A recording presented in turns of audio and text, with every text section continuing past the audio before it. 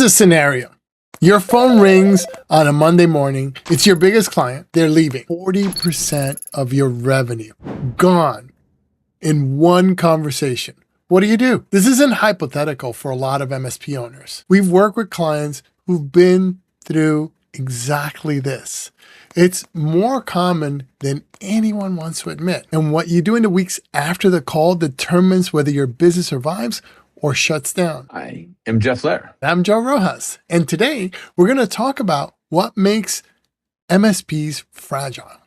Why losing a major client exposes problems that were already there.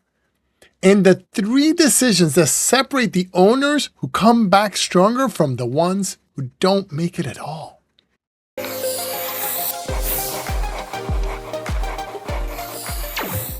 So let me paint the picture. You've built a solid MSP. Revenue is good. You got a lot of client base you feel good about.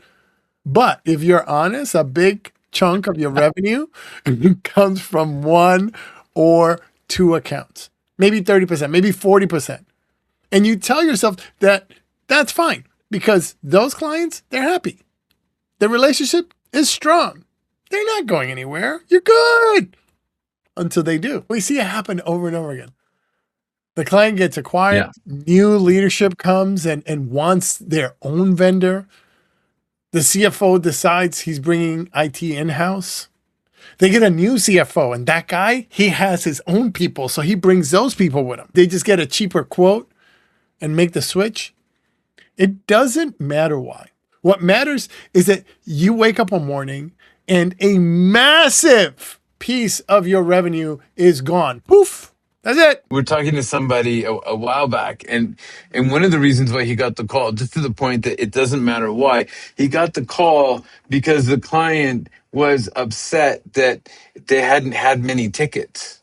Right? Like, well, what are you guys doing? Right? We haven't had tickets, so what are you doing? Right? And so they ended up firing the MSP basically because they were doing a good job. Spoiler, the client did come back to the MSP later, but that story, the beautiful story for this conversation, right? But what's key to understand for our story today, right, is that the crisis isn't the client leaving. Yeah. Right? The crisis is already there. You just didn't see it because the revenue was masking it. And revenue does so much to make life easier. But when too much of it depends on 1 or 2 clients, then you are fragile. You think you're in a much better space than you are. When too much of your operations depend on you personally, then you are fragile. Your business is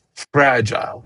When your only source of new business is referrals and your personal network, and we love getting business from referrals and personal networks. It's fundamental to how you start building your business. But if it's all you have over time, then your business is fragile. And when you lose a client, all of a sudden, all of that becomes visible. Now, all of a sudden, you realize that you don't know where to get the next client or how to fill in that gap. I can't tell how many times I hear, I should have seen that. I should have seen that. You can't know when everybody's going to leave. But what you can know is how concentrated your revenue is. What you can know is how fragile your business is, how exposed you are.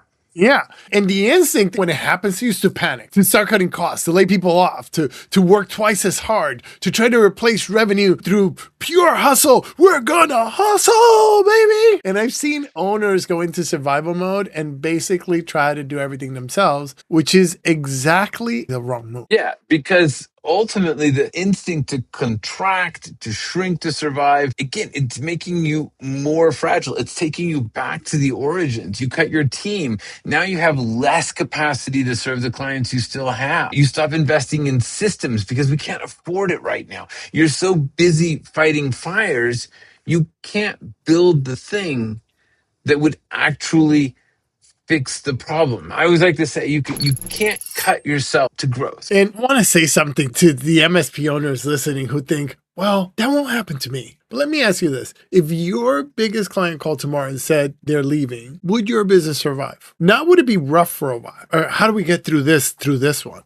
But would it survive? If you're not 100% sure that the answer is yes, right now, everything we're about to talk about applies to you right now.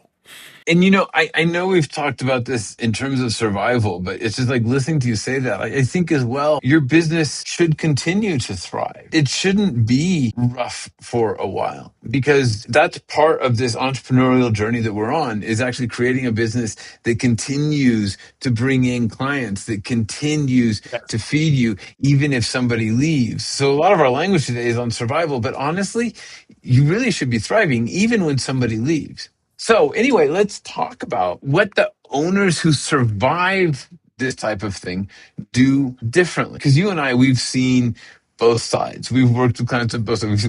We've seen the client we've seen the MSP whose client fires them for doing a good job and then comes crawling back. And we've seen ones who are stronger as a result of losing clients, and the ones who fail as a result. And we think that the difference, now a better way to say that, in our experience, we don't think anything, guys. We know. No, I No. mean, this is another consultant thing, right? It's just, in our experience, Yeah. the difference comes down to three key decisions. Decision one is that they stop being the bottleneck. Before the crisis, most of these owners were involved in everything, everything, everything. Do we need new cups for the kitchen? People think that's a joke, but it's not a joke. It's not a joke. They were picking the freaking lunch for the Friday lunch and learn. Every major client conversation went through them. Every escalation landed on their desk. They were the senior technician, the sales lead, the account manager, all rolled up into one. And they told themselves that it was necessary, that nobody can do it as well as I can.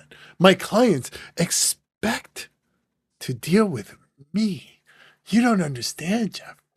The owners who survive the loss realize that that model is exactly what made them fragile. If everything flows through one person, you can't scale, you can't recover, and you definitely can't rebuild revenue while also running day-to-day operations and picking the cups for the kitchen and ordering the lunch. We had a really interesting conversation the other day with a new member of our community who came in, and they got this really low score on scale. And they're like, oh my God, but I've been running this business for 3 years and it's been fine. And I think that the point is, yeah, you can run a business with everything flowing through one person. It's like a glorified job, right? You have a job and you're the boss, and that can be completely fine. But that recovery piece is the part that matters, because you're so subject to the whims of somebody else. And you Yeah. think that you're independent, but then they fire you, not you, they fire your company, and all of a sudden you have to figure out how to pick up the pieces. And that's kind of where it falls down. So when you get that low score and low scale score, it doesn't mean that you've done a bad job or that you can't make any money, but it does get to that fragility and that Yeah. scalability and that recoverability. The owners who survived the loss realize that the model is exactly what made them fragile. And the great thing about the scale assessment is that it lets you know exactly where you are. And I like that. Even when that guy What you need to fix. yeah, Yeah. you were able to point out to him, it's like, look, it's not that you've done, you just know where you are now and what you need to fix. You have to make those decisions to build roles, not just hire people. You have to build the roles, even if you don't have the people yet. You have to understand the hats, right? You have to define what each position is responsible for. And so the ones that make it, they define what each position is responsible for. They document how the work should be done, and they start trusting their team to handle things without being in the room. And we're talking to MSPs, so I'm going to say this is hard for MSP owners. But again, this is hard for entrepreneurs, because ultimately it's not even a business decision right now. It's more of an identity decision. Who am I? What am I doing? You've built the business around your personal expertise. Yeah. And so stepping back feels like abandoning it, like you're risking something. The voice in your head says, if I'm not doing the work, why am I even here? What is my value? Yeah. And the answer is, you're here to build the system, right? You're here to be the architect of the business, not the highest paid technician in it.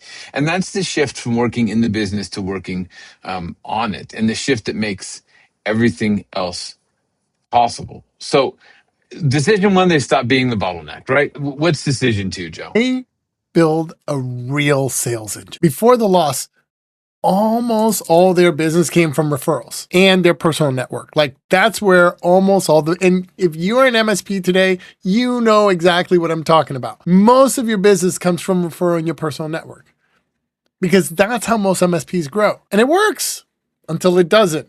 At some point, it runs out. Referrals have a ceiling. Your personal network has a ceiling. And when your biggest client leaves, your referral pipeline doesn't magically speed up to fill the gap. It just doesn't happen. So the owners who come back build a repeatable sales process, outbound prospecting, a defined ideal client profile, a sales conversation that doesn't depend on personally knowing the prospect. They build a machine that generates new business, whether they're in the room or even when they're not in the room. I remember taking some months off when one of my kids was born. I came back. With one kid, I had 6% growth. With the other one, I had 13% growth. And I was nowhere near the room. I wasn't even in the building. As it should be. As it should be.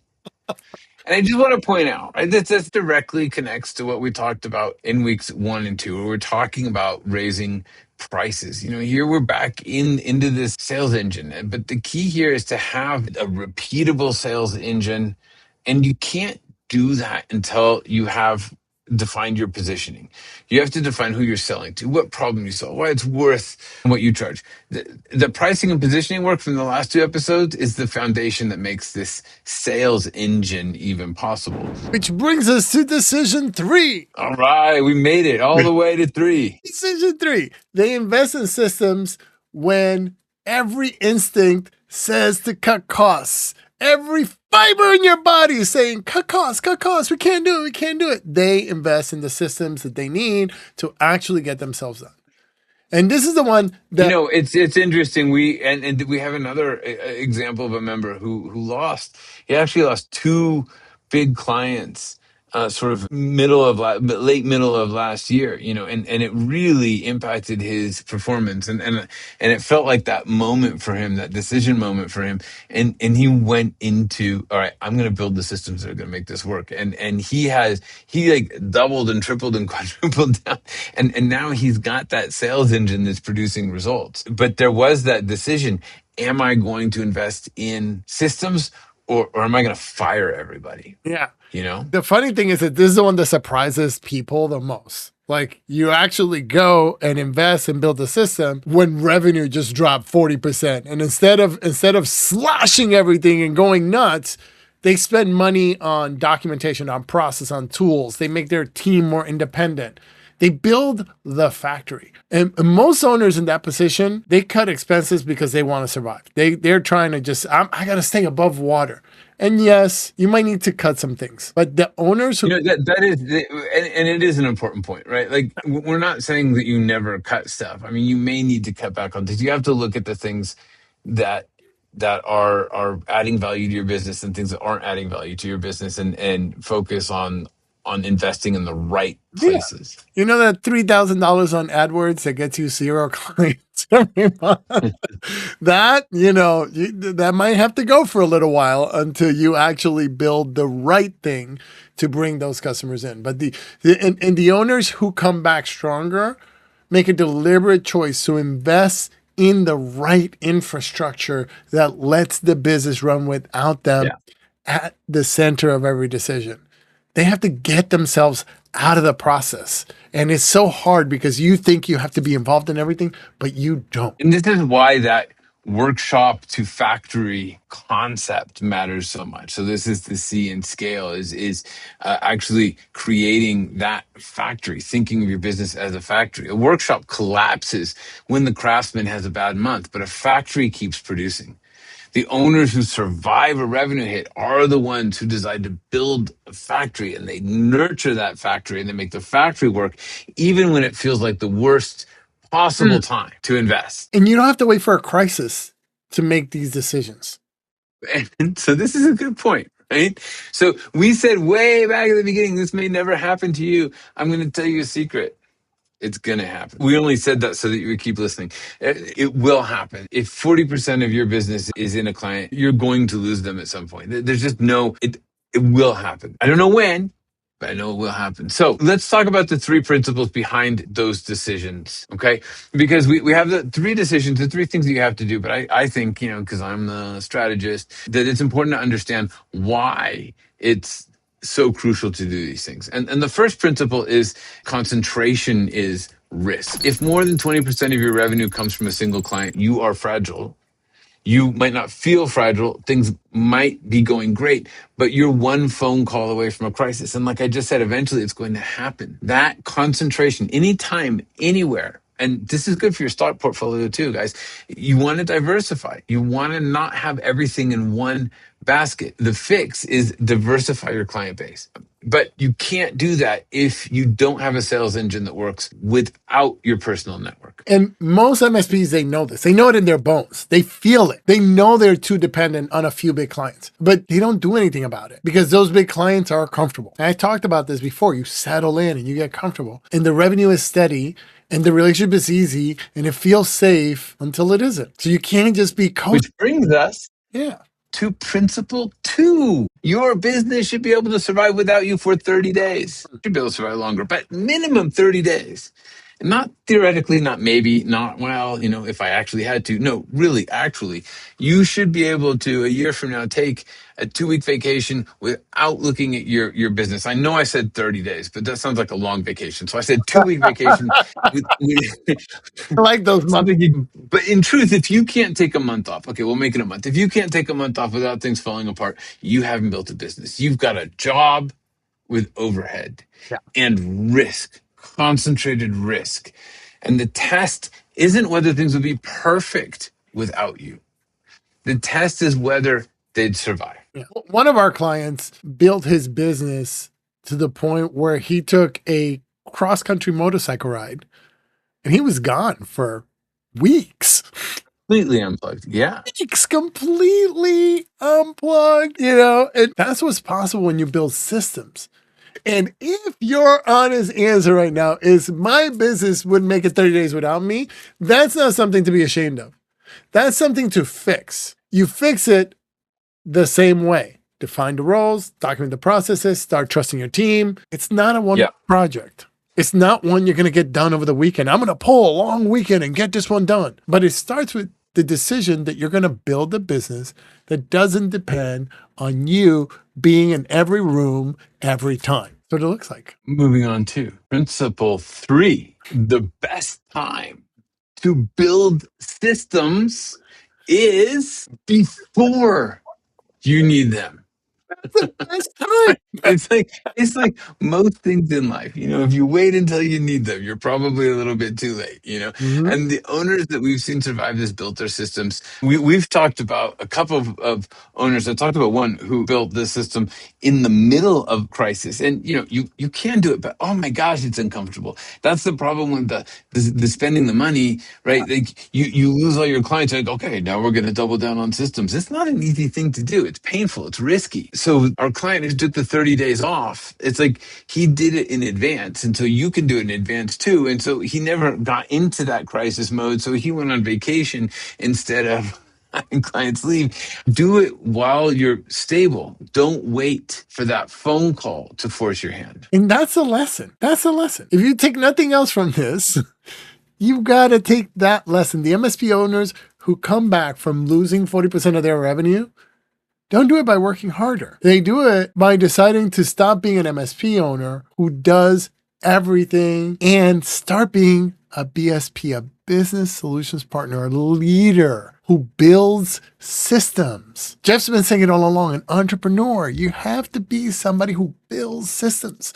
The question is whether you're going to wait for the crisis to start building or whether you're going to do it now. And I'm telling you, building under crisis is I've done it and it sucks. It sucks. It feels like the fireman's got the hose to your base while you're trying to climb up the mountain.